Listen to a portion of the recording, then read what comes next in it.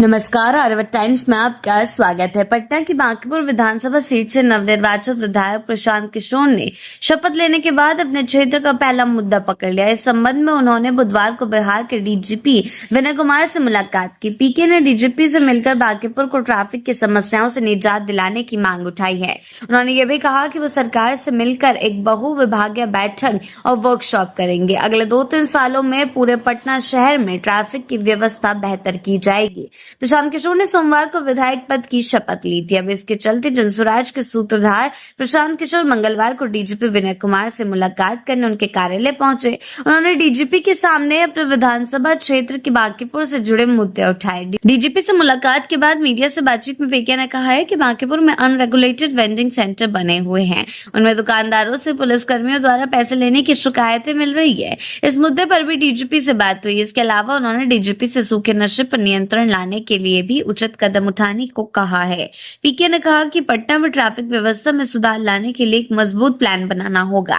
देश भर की जो एजेंसियां, संस्थाएं जो अभी बिहार में काम कर रहे हैं या आगे काम कर सकते हैं, उनको एक साथ लाकर बैठक कराने पर सहमति बनी है। जनसुराज के सूत्रधार प्रशांत किशोर ने सोमवार को बिहार विधानसभा में विधायक पद की शपथ ली थी। स्पीकर प्रेम कुमार ने उन्हें अपने चैम्बर में शपथ दिलाई। पीके ने हाल ही में बांकीपुर सीट पर हुए उपचुनाव में बीजेपी यानी कि भारतीय जनता पार्टी को हराकर जीत दर्ज की थी। वो जनसुराज के पहले और एकमात्र विधायक है। उपचुनाव जीतने के बाद उन्होंने बांकीपुर को आदर्श विधानसभा बनाने का वादा किया था। पीके बांकीपुर के 10,000 बेरोजगार युवाओं को प्राइवेट नौकरी दिलाने और निजी स्कूलों की फीस कम कराने का भी ऐलान कर चुके हैं। ऐसे में बड़े बड़े ऐलान और दावों के बीच पीके विनय कुमार से मिले हैं, डीजीपी से मिले हैं और उनके साथ कानून व्यवस्था से लेकर कई मुद्दों पर बांकीपुर से जुड़ी कई बातें कही है और कई बातों का अंतिम निर्णय भी निकाला गया है। ऐसे में आगे चलकर प्रशांत किशोर बांकीपुर के भविष्य के लिए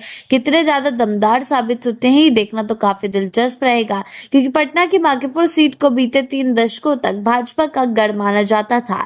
लेकिन अब जो होगा वो कंपैरिजन का दौर शुरू होगा। एक तरफ बीजेपी के पुराने कामों को देखा जाएगा तो दूसरी तरफ जनसुराज यानी कि प्रशांत किशोर भी जिस तरीके से आक्रामक तेवरों में नजर आए, दूसरी तरफ उन्हें देखा जाएगा। और भाजपा के राष्ट्रीय अध्यक्ष नितिन नवीन यहाँ से 5 बार विधायक रह चुके हैं।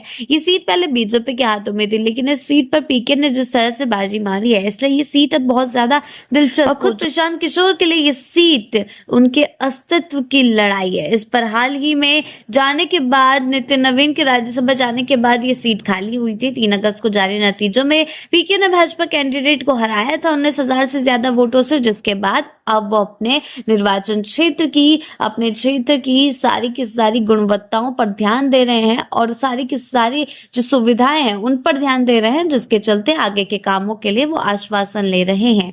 आगे के अपडेट्स के लिए जुड़े रहे आर्यवत टाइम्स के साथ ही चैनल को सब्सक्राइब करना ना भूलें और हमारी फेसबुक और वेबसाइट के साथ भी जरूर जुड़ें।